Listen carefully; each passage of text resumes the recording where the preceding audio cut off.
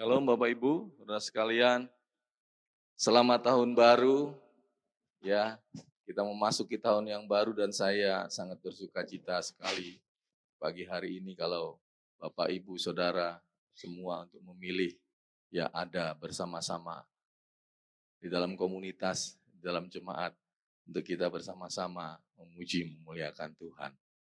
Saya percaya saat kita mencari dahulu kerajaan Allah dan kebenarannya yang itu menjadi bagian kita. Saya berdoa supaya semuanya, segala hal yang baik, itu Tuhan tambah-tambahkan dalam kehidupan Bapak, Ibu, dan Saudara semua. Amin. Aminnya kok lemes tahun baru ya, masih ngantuk. Semua yang baik, semua yang sedap didengar, semua yang mendatangkan sukacita dan damai sejahtera, Tuhan akan tambah-tambahkan di dalam kehidupan kita. Ya, dan tahun ini sebelum kita memasuki fokus kita di tahun 2023, ya saya ingin menyampaikan pesan ya menjadi sebuah kerinduan dari gereja kita Abba Love Ministry, bukan hanya Abba Love Cikarang, yaitu bahwa kita ada bersama-sama di dalam satu kesatuan. We are one. Ya, kita berbeda-beda. Kita mungkin nggak sama latar belakang kita, tingkat pendidikan kita mungkin juga nggak sama. Pekerjaan kita, jabatan kedudukan kita mungkin nggak sama. Tetapi saya percaya bahwa kita disatukan oleh apa? Tadi sudah kita nyanyikan. Dalam satu iman, satu roh, kita ada bersama-sama sebagai jemaatnya Tuhan. Bapak, Ibu, Saudara, tema kesatuan, persatuan, kerukunan itu selalu menjadi hal yang terus dikejar. Negara kita merdeka dari tahun 45 sampai tahun sekarang 2022, 77 tahun. Tetapi tema ini tetap menjadi tema besar bagi bangsa negara kita. Kenapa? Karena memang tidak mudah, gak gampang untuk boleh berkata kami adalah satu. Bagaimana bisa ya? Kenapa? Ngurusin sendiri-sendiri aja masih sukar. Ya, mau bertumbuh dalam diri sendiri aja susah. Bagaimana kita bisa memperhatikan orang lain juga? Dan kemudian kita berkata bahwa kita adalah satu di dalam Tuhan. Suatu hal yang gak mudah. Bagaimana caranya? Nanti kita akan belajar bagaimana caranya. Supaya kita tetap ada bersama-sama di dalam rencana dan rancangan Tuhan. Ayat firman Tuhan di dalam Efesus 4 ayat 2 sampai yang ke-6. Ya, hidup dalam kesatuan. Ya, slide ini adalah slide yang disampaikan oleh Kak Edi ya, bagi kami semua para pemimpin. Bahwa tetap sebagai pemimpin, sebagai gembala, sebagai leaders, kita harus hidup di dalam kesatuan. Sebagai jemaat lokal, sebagai gereja lokal, kita tetap juga harus hidup dalam kesatuan bersama dengan gereja-gereja lokal yang lain. Di dalam area Abba Love Ministry misalnya. Ataupun dengan gereja-gereja yang lain. Sebagai sebuah tubuh Kristus, kita mau hidup di dalam kesatuan. Efesus 4 ayat 2 sampai dengan yang ke-6 dikatakan, hendaklah kamu selalu, apa Bapak Ibu? Rendah hati. Yang kedua, lemah lembut dan sabar. Tunjukkanlah kasih-Mu dalam hal saling membantu dan berusahalah memelihara kesatuan roh oleh ikatan damai sejahtera. Satu tubuh dan satu roh, sebagaimana kamu telah dipanggil kepada satu pengharapan yang terkandung dalam panggilanmu. Satu iman, satu Tuhan, satu iman, satu baptisan, satu Allah dan Bapa dari semua. Allah yang di atas semua dan oleh semua dan di dalam semua. Bapak Ibu, Rasul Paulus mengingatkan jemaat di Efesus. Hendaklah kamu selalu. Tahu artinya selalu Bapak Ibu, Saudara? Ya. Jadi 3 hal itu rendah hati, lemah lembut, sabar itu bukan setiap minggu sekali. Sebulan sekali atau bahkan setahun sekali. Tetapi rendah hati, lemah lembut, sabar itu harus selalu ada di dalam kehidupan kita. Kadang kita karena kesibukan, baik di dalam pekerjaan atau bahkan di dalam pelayanan kita lupa. Gitu. Sehingga yang timbul bukan rendah hati. Yang muncul bukannya lemah lembut dan sabar. Lemah lembut itu bukan berarti waduh perkataannya itu manis, ya kan? Enak didengar gitu. Ya, para pria sejati 1 2 3 yes, ya. Diajarkan bahwa di balik kelembutan juga harus ada ketegasan. Lembut dan tegas. Lembah lembut itu bicara bagaimana soal hati kita. Ya, saudara-saudara kita dari daerah Sumatera sana kalau mau suruh bicara lembut nggak bisa. Ya, mau bicara pelan nggak bisa, susah gitu ya kan. Kenapa memang sudah begitu gitu. Ya, saudara-saudara kita juga yang mungkin dari daerah Jawa Timur, Madura sana bicaranya juga nggak selembut mungkin orang Jawa Tengah atau orang Jawa Barat. Tetapi bukan itu lemah lembut. Ya, rendah hati. Bukan rendah diri, Bapak Ibu. Tapi rendah hati. Bahwa siapapun kita, dimanapun kita. Ya, posisi kita ada di mana saat ini. Kita harus tetap menunjukkan kerendahan hati. Kepada sesama kita. Dan satu lagi apa? Sabar. Saya ini termasuk orang gak sabaran. Ya, istri saya selalu ngingetin gitu ya. Harus sabar. Maksudnya pikir dulu baik-baik, pikir dulu panjang-panjang, ya, baru bertindak. Gitu. Saya sering kali bertindak dulu, nanti pikirnya belakangan dulu. Dan saya mau bertobat, ya, untuk tetap mau sabar dalam segala hal. Bukannya hanya sabar di dalam menghadapi salah satu masalah saja, tetapi sabar di dalam segala hal. Hidup dalam kesatuan itu berarti kita harus menunjukkan kasih kita. Bagaimana cara menunjukkan kasih kita menurut ayat firman Tuhan? Ayat yang kedua tadi katakan dalam hal apa? Saling membantu. Oh, saya mengasihi engkau, saya mengasihi saudara, saya mengasihi sesama saya. Sudah saling membantu belum? Jadi kalau hanya bicara soal kasih, tapi kita nggak pernah membantu orang yang lain, membantu orang yang memang membutuhkan, membantu orang yang lebih lemah, kita belum menunjukkan kasih kita. Kasih kita kepada Tuhan dan terutama juga kasih kita kepada sesama. Dan yang ketiga apa? Harus memelihara. Siapa yang senang menanam? Menanam.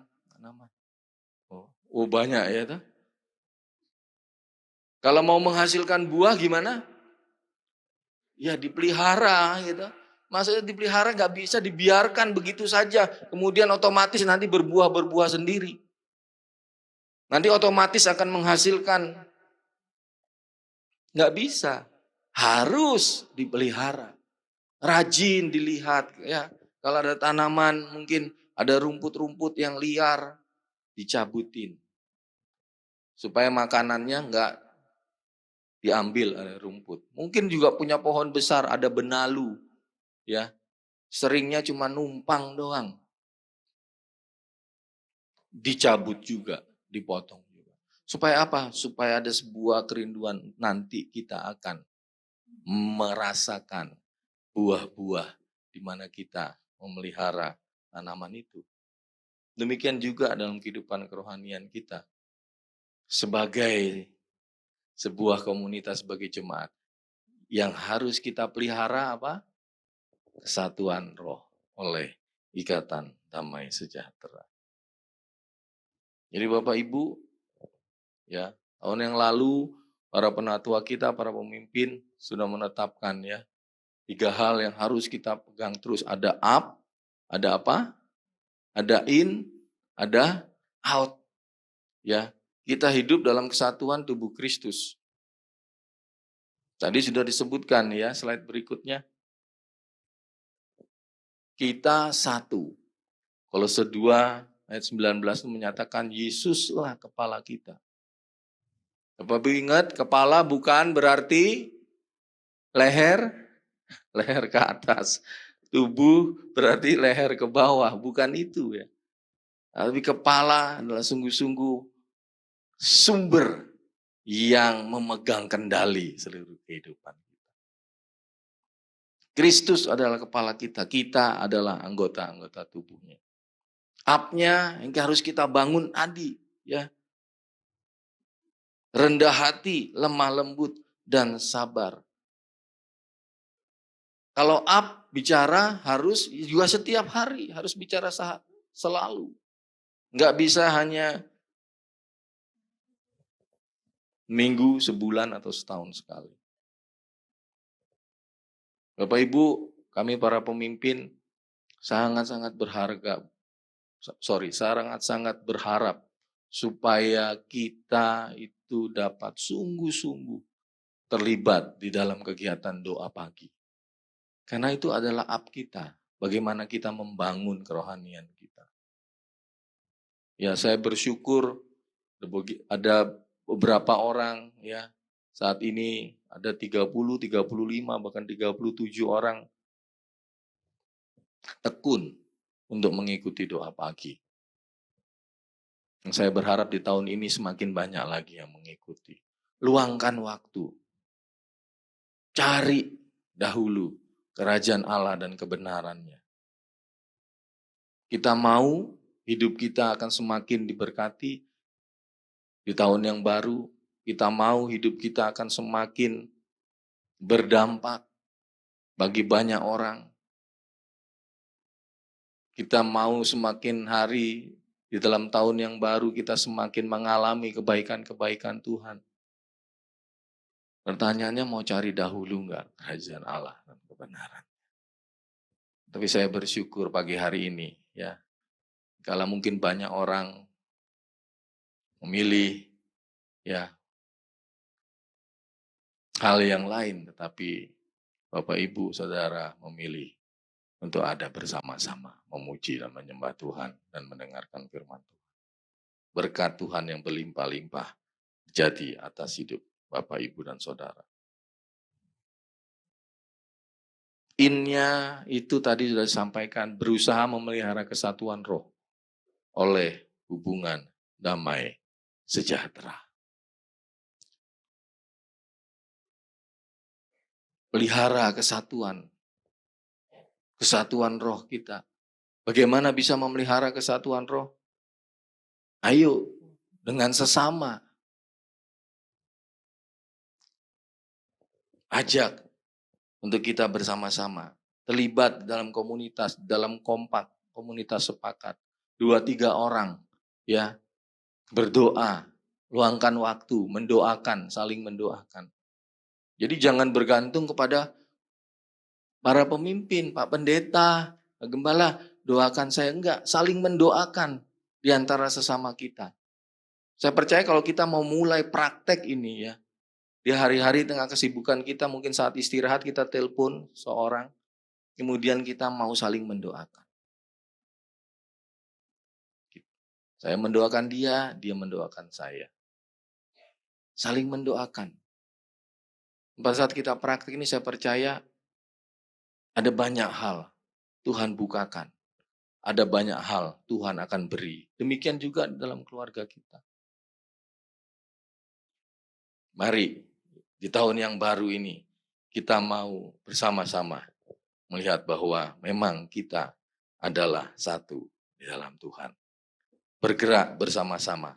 Di pasien sudah sampaikan ya, fokus kita, jangkauan itu hanya salah satu apa yang akan kita kejar di tahun yang baru ini. Tapi saya percaya akan ada banyak hal Tuhan akan nyatakan dalam kehidupan kita. Tapi kita mau bergeraknya bersama-sama. Enggak sendiri-sendiri lagi. Enggak hanya kelompok-kelompok tertentu. Tetapi kita mau bergerak bersama komunitas. Persiapkan diri di dalam komunitas. Doakan bersama-sama. Para pemimpin area, ya pengawas area, para pemimpin komsel, ayo berdoa bersama-sama. Apa yang mau kita kerjakan bersama-sama di dalam komunitas? Banyak hal kita akan bisa melakukannya. Semua demi kemuliaan nama Tuhan. Nah Bapak Ibu, saya ingin juga menyampaikan ya fokus dari gereja kita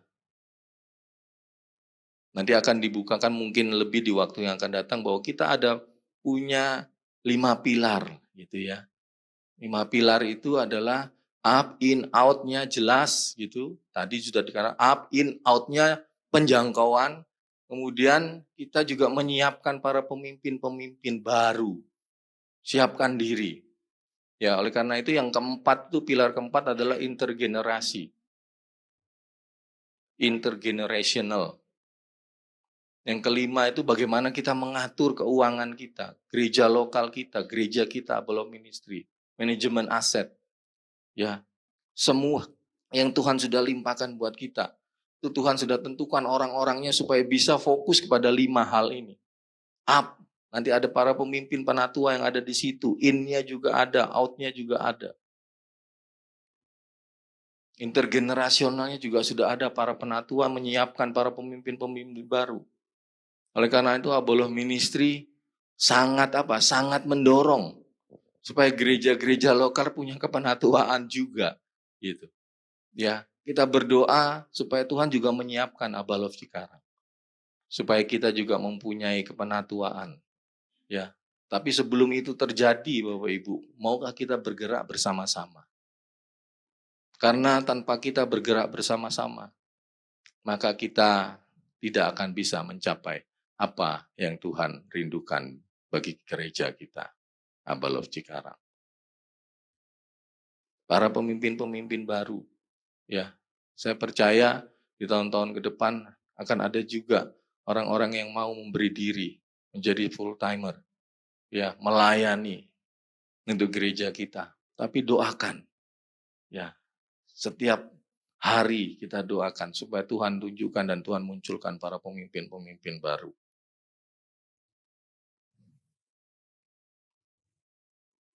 Kita juga punya 7 prinsip dasar di mana kita sebagai gereja lokal ya mau bersama-sama. Yang pertama itu prinsipnya adalah menjaga nilai-nilai, visi misinya kita. Selalu nggak boleh berubah. Visi misi dan nilai-nilai.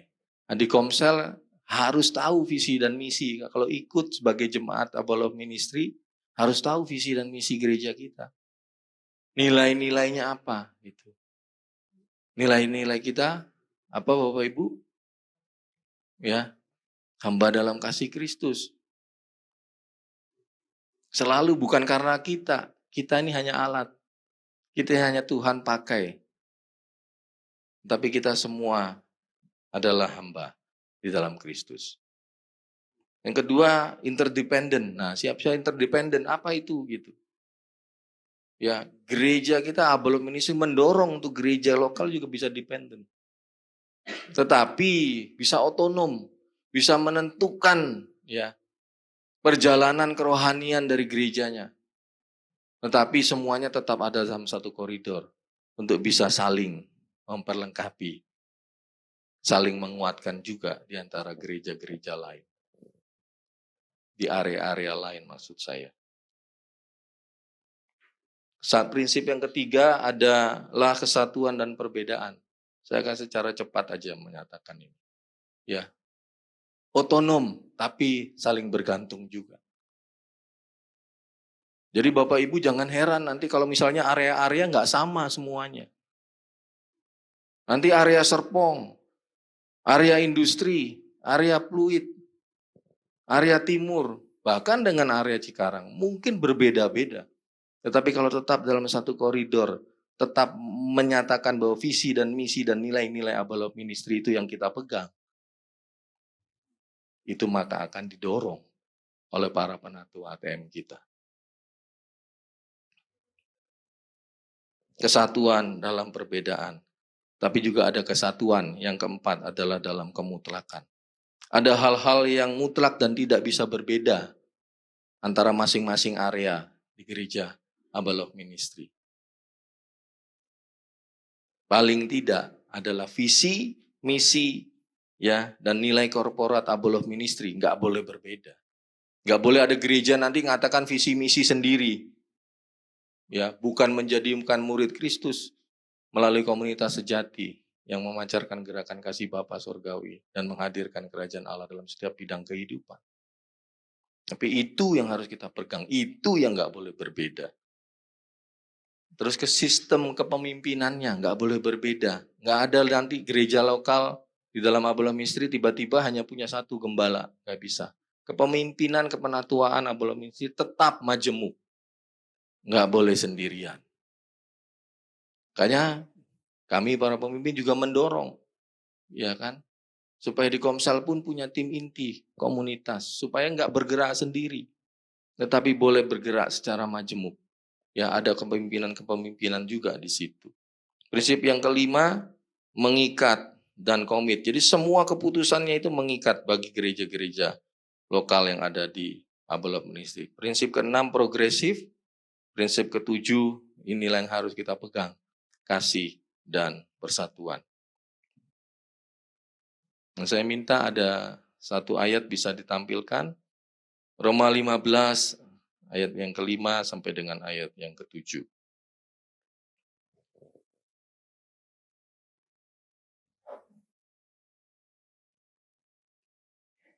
Bapak Ibu boleh baca, boleh buka Alkitabnya, Roma 15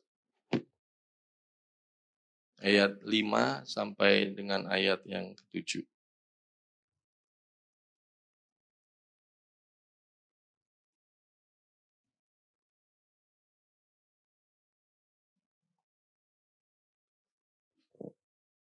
Dikatakan ya di ayat yang kelima,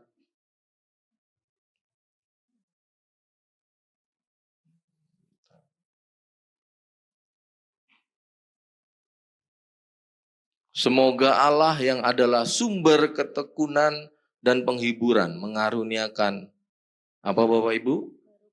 Kerukunan kepada kamu sesuai dengan kehendak Kristus. Ayat yang ke-6, sehingga dengan satu hati dan satu suara kamu memuliakan Allah dan Bapa Tuhan kita, Yesus Kristus. Ayat yang ke-7, sebab itu terimalah satu akan yang lain, sama seperti Kristus juga telah menerima kita untuk kemuliaan Allah, kemuliaan Tuhan. Kesatuan tanpa kerukunan bukan kesatuan. Bapak Ibu Saudara bisa ada dalam komunitas. Bapak Ibu Saudara semua bisa ada dalam dari jemaat, tetapi bisa juga enggak rukun. Bapak Ibu bisa ada dalam keluarga yang sama, tapi bisa juga tidak rukun. Kesatuan harus ada juga kerukunan. Kalau hanya bersatu gampang, Tapi menjadi rukun itu sebuah hal yang harus kita perjuangkan. Benar atau benar? Betul apa betul? Ya, di dalam keluarga kita bersatu, tiap hari bersatu. Tapi pertanyaannya, Bapak Ibu, saudara semua, kita rukun nggak satu sama lain? Suami istri, ya toh, tidur, satu ranjang, satu kamar. Tapi hari-harinya nggak rukun.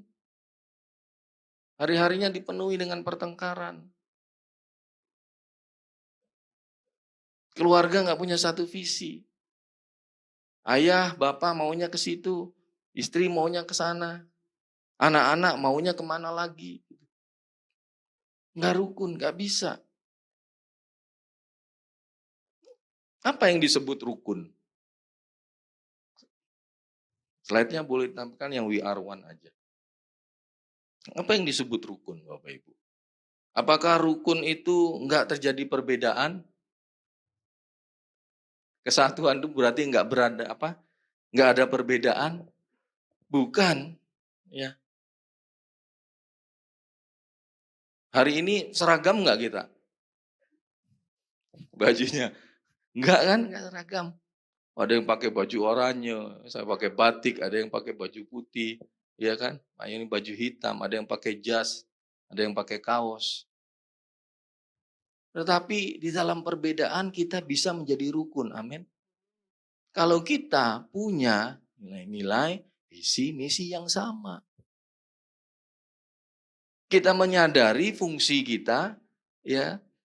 Kita menyadari peran kita, dan kita bergerak, bertindak sesuai fungsi dan peran kita. Maka kita bisa rukun. Maka di awal tahun ini saya ingin mengingatkan kepada Bapak Ibu Saudara, ayo bangun kesatuan dalam kerukunan itu ada dalam kehidupan kita. Sebelum kita nanti bergerak bersama-sama keluar gitu. Tetapi bangun, pelihara sungguh-sungguh kerukunan dalam kehidupan kita. Kerukunan gak harus sama dalam segala hal.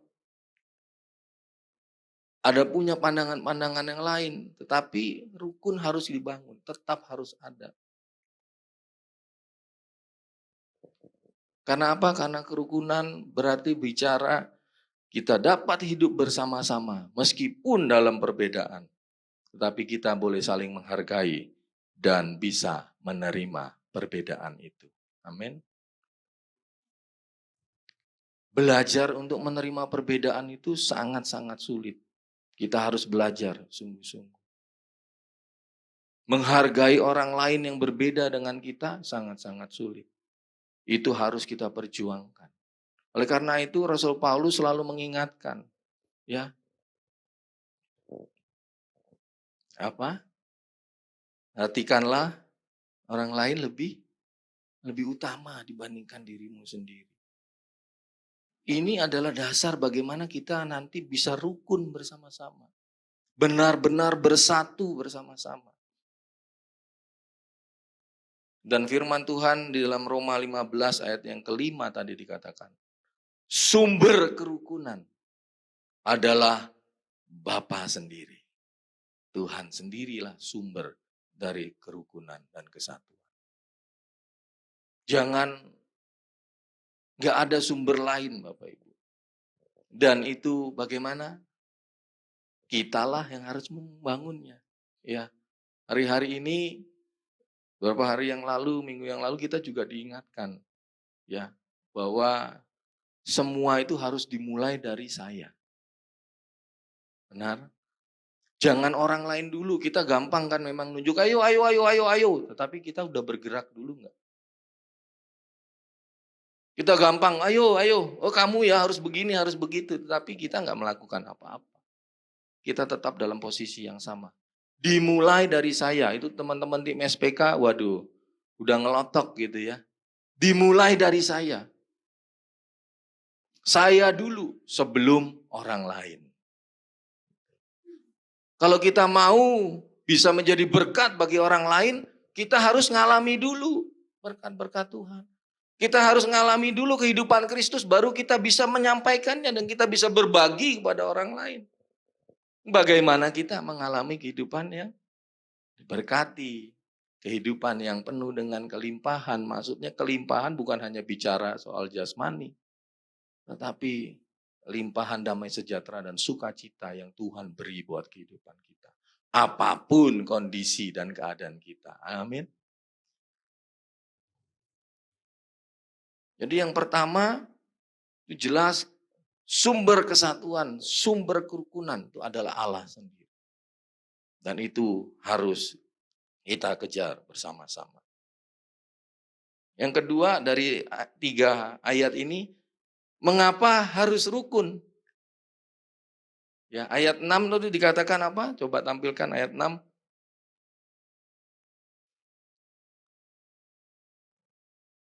Karena Allah adalah sumber, kemudian sehingga dengan satu hati dan satu suara, kamu ngapain? Apa? Kamu memuliakan Allah. Jadi kenapa kita harus rukun? Kenapa kita harus bersatu?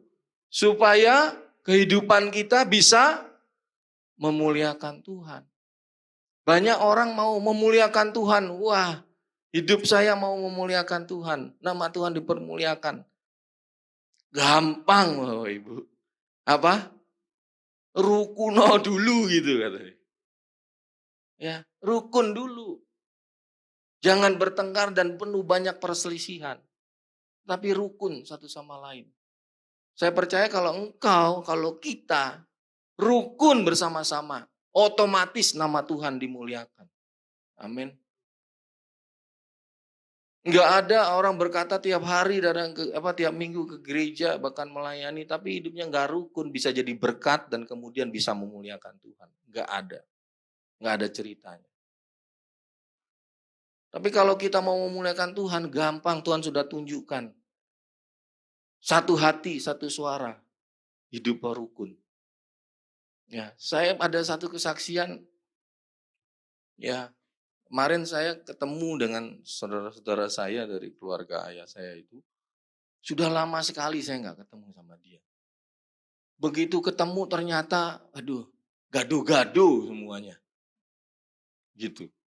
Nano-nano, manis, asem, apa semua tuh. Ada semua gitu. Ya, nah, tapi saya lihat, saya lama berjumpa. Mereka itu kok rukun. Gitu. Rukun-rukun. Keyakinannya berbeda, bajunya berbeda. Ada berbagai macam orang di situ. Tapi ya rukun. Saya diberikan sebuah kesaksian juga. Ya. Dan saya mau itu terjadi benar-benar sungguh-sungguh dalam keluarga saya, di dalam keluarga Bapak Ibu, saudara semua. Kita jemaat Abalok Ministry benar-benar terjadi. Bagaimana kita bisa menjangkau orang? Ya, saya dikasih contoh cuma dengan rukun aja. Penjangkauan itu terjadi luar biasa. Ya. Saudara saya yang di Subang itu setiap minggu itu, mulai dari kecil mereka sampai mereka punya anak bahkan punya cucu. Setiap Sabtu, setiap minggu kumpul rukun. Harus ada melayani Tuhan di situ. Jadi yang dari Bandung, dari yang Tangerang, dari yang mana datang semua. Pokoknya kumpul tiap minggu. Berdoa sama-sama, memuji sama-sama. Gereja yang kecil, komsel kita pernah melayani di sana. Tapi sekarang dalam beberapa tahun, ya menjadi gereja yang besar. Kenapa? Karena banyak orang melihat. Kenapa? Mereka hidupnya rukun. Bahkan orang-orang yang terkemuka, orang-orang yang terpandang di kota itu. Datang itu bukan karena diinjili dengan firman. Tapi melihat nyata sungguh-sungguh loh, kenapa ya hidup bisa rukun. Ada banyak perbedaan, ada banyak orang-orang tinggal di situ tapi hidupnya rukun. Ada sesuatu yang berbeda. Apa? Karena sumbernya Tuhan. Sumbernya Allah sendiri, sumbernya Bapa kita. Itulah yang menyatukan, itulah yang membuat tidak rukun. Dan lewat kerukunan itu, banyak orang dimenangkan. Perhatiannya nggak terbatas hanya kepada orang-orang yang sama dengan kita. Tapi kita juga mau memperhatikan orang lain. Dan saya sangat-sangat diberkati. Ya, akhir tahun yang lalu saya boleh melihat ya di gereja kita ada Yayasan Bina Mandiri juga. Saya melihat itu, inilah namanya kita menjadi terang. Kenapa? Karena kita bisa memberkati orang lain yang memang sungguh-sungguh membutuhkan. Anak-anak yang nggak bisa bersekolah, nggak punya kesempatan untuk menikmati bagaimana mereka bisa membaca, menulis. Kita melayani mereka tanpa perlu meminta balik gitu. Tanpa perlu, aku udah lakukan ini loh, apa yang mau? Enggak, kita kasih, kita beri. Makanya saya belajar memang lebih berbahagia memberi daripada menerima. Mungkin kita kehilangan sesuatu, tetapi Tuhan itu akan mengembalikan sebuah hal yang begitu nggak bisa terhitung. Ada kebahagiaan. Kalau kita boleh melihat orang-orang yang bisa kita berkati. Belajar Bapak Ibu, siapapun kita. Aduh, saya cuma orang biasa. Enggak, setiap kita bisa melakukan. Bapak Ibu, teman-teman. Saya sungguh rindu untuk bisa berada di dalam posisi itu. Karena kembali lagi dari prinsip yang kedua. Ya, kalau kita mau memuliakan Tuhan, enggak bisa kita memuliakan Tuhan kalau hidup kita penuh dengan perselisihan, pertengkaran, perbedaan, pendapat terus, kemarahan, ya, curiga, iri hati, nggak bakal bisa, Bapak Ibu. Itu akan menjadi sebuah jargon, apa ya? Jorgan ya Pak ya? Jorgan itu pada saat kita retreat bersama-sama dengan para penatua. Ya. Akan jadi hal yang hanya diangan-angan, hanya mimpi. Tapi kalau kita mau memuliakan Tuhan, hilangkan semua hal-hal itu. Saya percaya komunitas kita menjadi komunitas yang akan memuliakan Tuhan. Rumah tangga kita, keluarga kita akan menjadi rumah tangga keluarga yang memuliakan Tuhan. Kehidupan kita pribadi adalah kehidupan juga yang memuliakan Tuhan. Yang terakhir, bagaimana supaya bisa hidup rukun? Ayat yang ke-7, mari kita baca sama-sama sekali lagi, Bapak Ibu. Roma 15 ayat yang ke-7. Kuncinya itu, Tuhan sudah siapin semuanya sebetulnya. Dikatakan di situ, sebab itu, terimalah satu akan yang lain. Kuncinya itu, bagaimana kita bisa rukun? Terimalah satu akan yang lain. Dan yang kemudian diteruskan sama seperti Kristus juga telah menerima kita. Kita ini siapa sih Bapak Ibu di hadapan Tuhan? Kita nggak layak loh terima seluruh anugerah dan kebaikan Tuhan. Tapi Tuhan Yesus tetap terima kita siapapun diri kita. Makanya firman Tuhan katakan di Roma ya 15 ayat 7 itu, terimalah satu akan yang lain sama seperti Kristus juga telah menerima kamu. Sama seperti Kristus telah menerima saya. Sama seperti Kristus telah menerima kita. Kita harus juga belajar untuk menerima orang lain. Sama seperti. Dan saya percaya kalau kita menjalankan ini semua, ya, kehidupan kita akan menjadi kehidupan yang benar-benar bersatu. Ada dalam kesatuan, tapi benar-benar ada di dalam kerukunan. Ayat 5 dikatakan apa? Mengaruniakan kerukunan kepada kamu sesuai dengan apa Bapak Ibu? Kehendak Kristus Yesus. Mau melakukan kehendak Tuhan? Mau melakukan kehendak Yesus Kristus? Mau? Ngapain? Ya hidup rukun. Karena kerukunan itu adalah kehendak dari Kristus Yesus bagi kamu, bagi kita. Hari ini kita belajar ya bagaimana kita mau bersatu. Rukun. Kita harus mengetahui sumbernya adalah Tuhan sendiri. Tujuan bagaimana kita mau supaya hidup rukun dalam persatuan dan kesatuan. Kita harus memuliakan Tuhan karena itu tujuannya. Bagaimana caranya? Kita harus menerima satu dengan yang lainnya. Terima apa adanya, bukan ada apanya. Jangan dibalik Bapak Ibu. Ya, apa adanya kita menerima sesama kita. Mungkin dia orang-orang yang memang punya kelemahan. Kita kuatkan. Mungkin dia sudah kuat. Kita dorong supaya dia juga bisa menguatkan orang lain. Ya. Ayat terakhir Roma 15 ayat 1 dan ayat 2. Roma 15 ayat 1. Ini prakteknya Bapak Ibu. Saudara-saudara semua.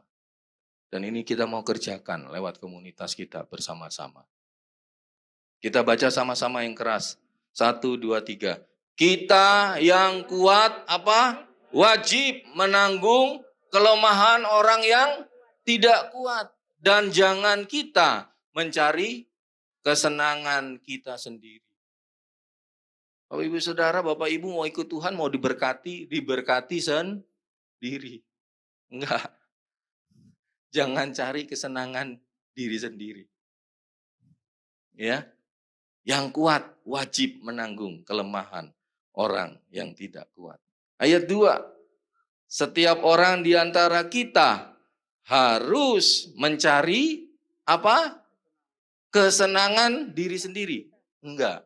Kesenangan sesama demi kebaikannya dan untuk membangunkannya, membangunnya. Prakteknya itu. Di ayat 3 ditekankan ayat 3. Karena Kristus juga tidak mencari kesenangannya sendiri. Jadi kalau Bapak Ibu masih tetap mau bangunnya diri sendiri. Masih mau bangun kelompoknya sendiri. Engkau menyangkali apa yang menjadi kerinduan Tuhan. Karena dikatakan Tuhan Yesus sendiri nggak mencari kesenangan diri sendiri.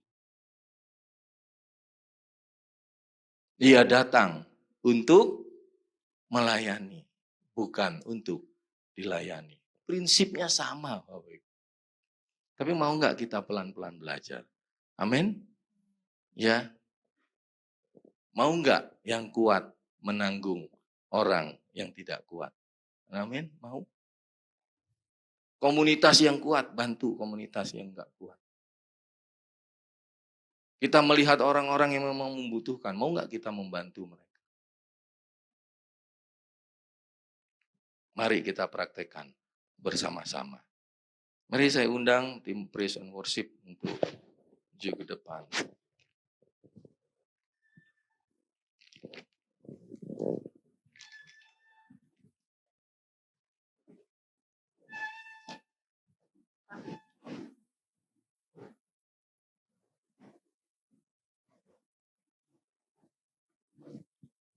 Saya ingin kita menyanyikan sebuah lagu bersama-sama.